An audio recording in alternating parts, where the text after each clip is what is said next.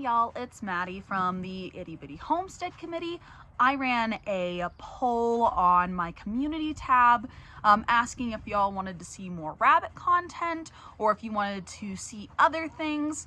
Only 20% of you wanted me to keep the amount of rabbit content I had, and then others wanted other things, but the thing that reigned supreme over all others was quail. So I'm going to show you the quail today and kind of what our plans are with them. So let's hop into it. So first off, a little bit of housekeeping when it comes to the quail.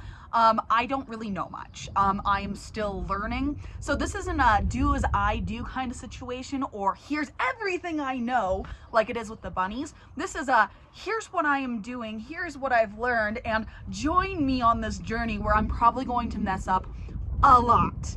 Like a lot, because these are like something I've wanted to do, but I don't really know much about, and I'm still trying to learn everything. The other part of this is I wanted to give a big shout out to Freedom Quail Farm, Victoria.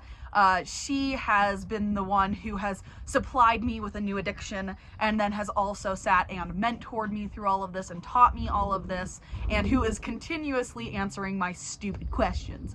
So I'm also going to be showing y'all a lot of her stock today because they're full grown and they're beautiful. And if you're in the Colorado area or the Arizona area looking for quail, she is an amazing resource, and you should definitely reach out to her. She has a YouTube page here called Freedom Quail Farm, and you should go check out her stock because she is to quail what I am to bunnies. She is amazing and really good at what she does, so please go check her out. So the first thing I'm doing with the quail is I am doing my first ever incubation of eggs all by myself. And I am kind of worried about it because I have a styrofoam incubator, but I'll show you what I'm doing. So here are all the eggs we're hatching. Ignore those duck eggs on top. They don't exist because Danny said I can have no more ducks. They don't exist. Anyway, this is the first batch I'm doing on my own. Victoria showed me how to incubate them with her incubator, and I am doing this one now, and she's kind of like watching over my shoulder and letting me do with little instructions, and I'm just asking her a bunch of questions. So I let this thing run for like 8 hours until it got to the appropriate setting, which is for us 100 degrees, so that the internal stays at 99.5 for a long time. We have an automatic egg turner, which is why that spot in the top left corner is kind of left to its own device. It's so I don't boil an egg. But I still have like 2.5 weeks left for these guys to hatch, so good luck. And then this is the brood that we hatched when Victoria was showing me how to use an incubator and how you incubate and hatch eggs. I think these guys are like absolutely gorgeous, but apparently there went something wrong on the incubator when they were moving house. And apparently some of these guys have extra long necks, which is not a good thing. I'm still learning. And then also these guys are in a bad spot for sunlight, so they're taking their good old time for showing us whether they are roosters and hens.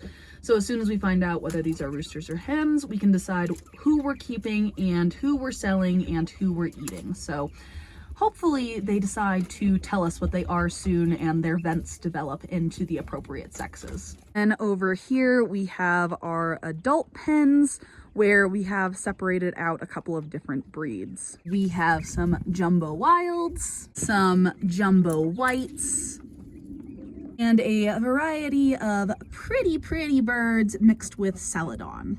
So all of the adult birds in the adult cage are Victoria's, and that's where we get all of our hatching eggs from, which is why they're all like separated. But as the mad scientist I am, once I get mine, of course I'm going to have my separate ones, but I also will have a completely different pen for my mad scientist ideas. And what are my mad scientist ideas? Jumbo celadons. So I'm still learning quail genetics, but as one is with an obsession with genetics, because I obsess over rabbit genetics, as a lot of you know, I'm also obsessing over quail genetics. I have decided that what would be more fun than trying to breed jumbo celadons. And for those of you who don't know, celadons are the quail that lay little blue eggs. But because they're a more recessive type, a lot of times they hold on to the more negative attributes because of how crossbreeding works and how line breeding works. and a lot of times they're smaller. So I thought we could breed jumbo celadons throughout the generation by implementing jumbo wild types into the lines. Because in theory, the way I understand it is the wild type you can breed like the celadon too, and we can recessively keep the celadon. I have no idea though, because this is a learning experience and I still don't understand much of quail genetics. But from my understanding, this is an adult celadon. So this one in theory would lay blue eggs compared to a jumbo giant. No, not jumbo giant. Compared to a jumbo wild type, which lays normal eggs, but is much larger and gives much larger eggs. So to give you an idea, this is a celadon egg, and this is a jumbo wild egg.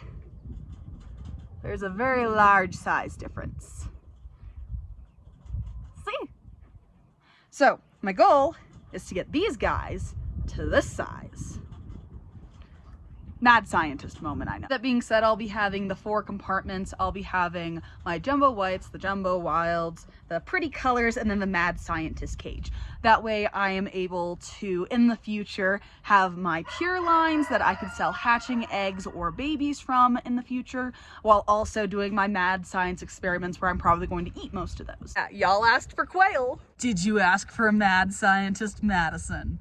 All jokes aside, I am trying to learn about quails and the breed, color, genetics, how genetics run with quails and all that other stuff. So this is a journey, this is an experience, and you can definitely come along with me. And again, a big shout out to Victoria over at Freedom Quail Farms for putting up with my nonsense and asking my millions of questions and playing with her birds constantly. So yeah, I want to thank y'all for getting this far into the video. Let me know what you think about this whole quail experiment and all of the content that I'm producing, whether it be for bunnies, for quails, the garden, what you want to see. I'd love to hear it. Let's have a discussion down in the bottom about quail and quail genetics, because odds are somebody knows a lot more than me and I need help. But anyway, thank y'all so much for watching, and I'll see y'all in the next one. Bye.